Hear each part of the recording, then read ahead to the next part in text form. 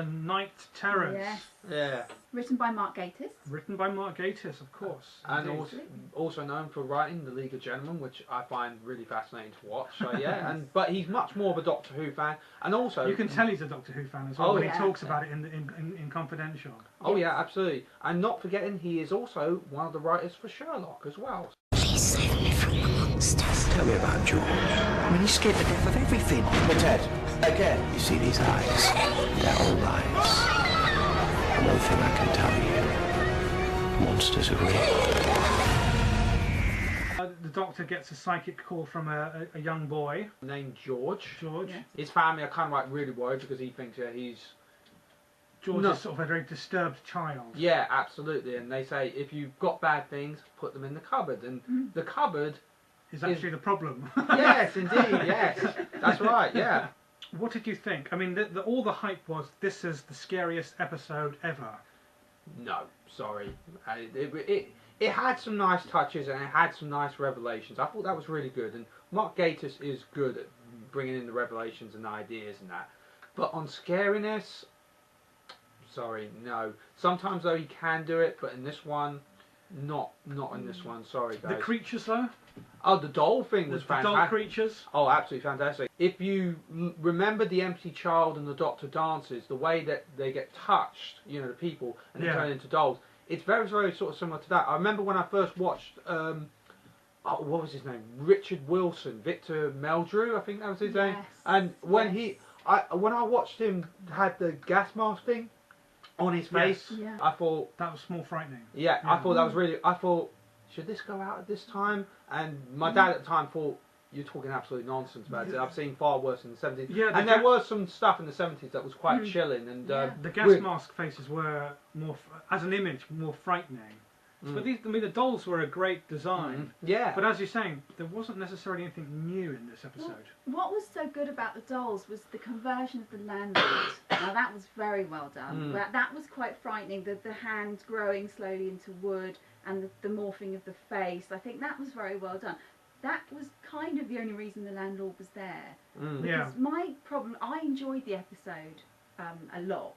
My problem with the episode was the periphery characters a little bit, because there was an awful lot. It was about 10 minutes at the beginning where they just ran around the estate, and I wanted that almost, having watched the whole episode, I almost wanted that to kind of be cut a little, so we got into the doll's house with Alex and the Doctor much quicker. Yes. Because I wanted to see more of the Doctor and Alex running around the doll's house, because that's what was fun and interesting. And when they got in there, and the thing with the pink scissors, which I thought was very funny, and the running around, and I wanted more of that. I wanted to see more of their double act. Alex played by Daniel Mays, who I'm quite a fan of.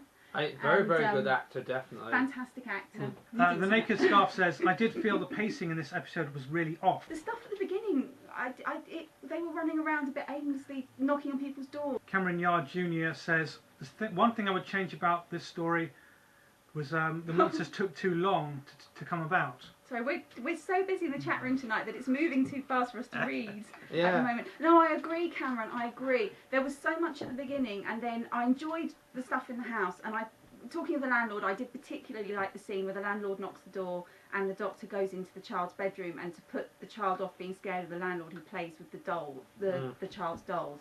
I thought that was fantastic, because that's classic the Doctor just being a good person, and it shows the way. Matt Smith's great with kids, isn't he? He's fantastic with children, and that was wonderful, and the way they played off together was great, and that was a really good scene. But I wanted more of that kind of George and the Doctor and Alex, and then I wanted more in the house, and even Rory and Amy. I wanted more of them running around being scared, and because they walked around the corridors a little bit, and then they ran and they went in a room, and then she was turned into a doll, and I wanted more of. I wanted more. I think with Amy's transformation into the doll, I think they were hoping for it to be a bit more scary. Like, oh my god, one of the companions has actually turned into a doll. Yes. But, however, though, I think it has happened before when, I think it was back in Series 2. Similarly, it was a Mark Gatiss story as well, The Idiot's Lantern, which I'm not really a big fan of, to be honest with you. I think that was probably the worst one that he's written. That Rose gets trapped by the television and she becomes faceless.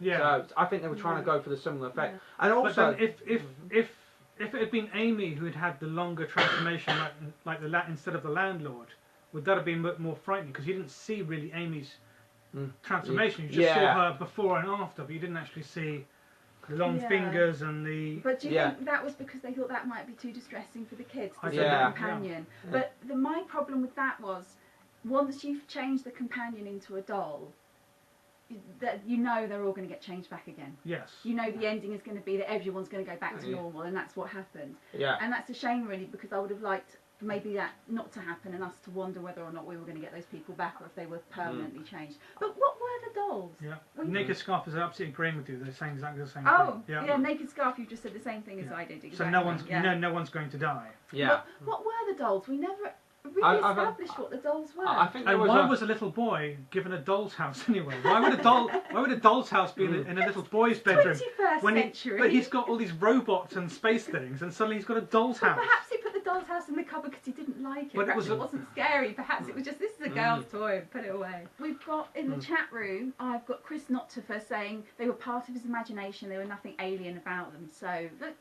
they could have been part of his imagination. I just would like to have known what the dolls actually were. What they signified, so if they signified anything particular. And Red has said as well that the ending came very quickly, which it did. They were running around and we were getting into it, and all of a sudden the Doctor figured out who the boy was, and it ended. And it was a lovely, very touching, moving ending. And I really enjoyed the final scene where he hugs his son. That's lovely. But we could have done with more. I thought overall it was a good episode. It was a solid episode. I thought the performances were fantastic, and I thought the story was a great idea. It just wasn't all quite there. Yes, I enjoyed it. I had fun watching it. It was derivative of other stories. You could say Fear Her is not that dissimilar in the actual plot. A child and their imagination creating monsters.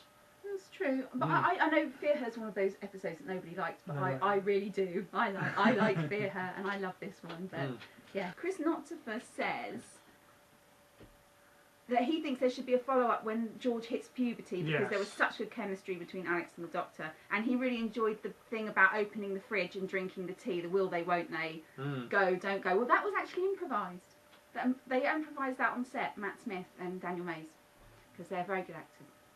For those fans of Daniel Mays, of course, there is a fan club online for him. There is Daniel Mays online. It's www.danielmays.co.uk, and there's also a forum on there, so you can chat about all things Daniel Mays.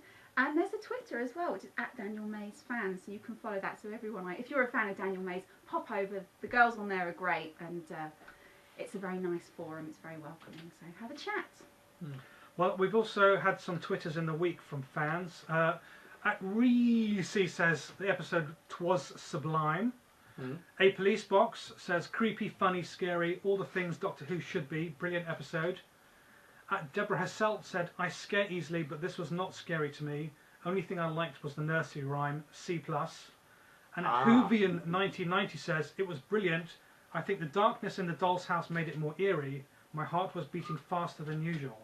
I do like the little bit at the end. I won't spoil it, but it has like a singing nursery rhyme type. The nursery rhyme. Yeah, I think that was fantastic. Yeah. I really enjoyed that Which bit. is something I guess may come back in a future episode. I think so. I really think so, because it has that theme to it, and if you watch carefully, you'll know what I mean. So I won't give any more away on that. I suppose one thing as well we should say is that this was moved, because this was originally going to be the third or fourth episode of the first series, and in the Curse of the Black Spot. Yes, that's right, and that would explain why they're running around chasing after a child, but Rory and Amy aren't discussing their own child, which does jar slightly. Because you'd expect if they're looking for a child, they might mention their own child. I suppose this is actually would have, in the order they were actually made this to be, this is actually the ganger Amy and not human Amy. And there is a mention to that actually in the text, because there's a moment where the Doctor sits down with them and says, "Isn't it nice that we're all here in the flesh?" And of course that was a nod to what was coming, but it was lost. There you go. They did reshoot the ending, the last piece in the TARDIS. Originally Frances Barber popped up. Of course. To do and to do her little, but opening. Absolutely. But no, I think it was a good episode. I'd say it was 9.5 out of 10. Good. For me. For me, I'd probably say an 8 to a 9.